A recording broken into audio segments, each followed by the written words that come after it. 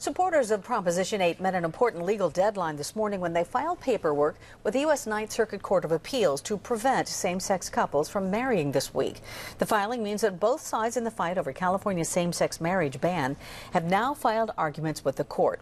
Supporters of same-sex marriage want the court to allow a stay on that ruling to expire, which would allow same-sex couples to get married.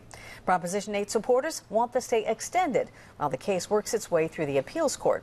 The original stay was issued by federal judge Vaughn Walker, who ruled that Proposition 8 was unconstitutional. And unless a higher court intervenes, Judge Walker's stay will expire Wednesday at 5 p.m. All right, now that both sides have filed their paperwork with the Ninth Circuit, let's talk with our legal analyst, Dean Johnson. Dean, what are the possible outcomes here? Well, there's essentially two outcomes. One is that a new stay will be granted, in which case there will be no same-sex marriages in California, at least until the United States Supreme Court decides. The other possibility is that through the entire process, which could take us to the Supreme Court within the next 48 hours or so, a stay will be denied, in which case Judge Walker's order expires and same-sex marriage becomes the law in the state of California as of 5 p.m. on Wednesday.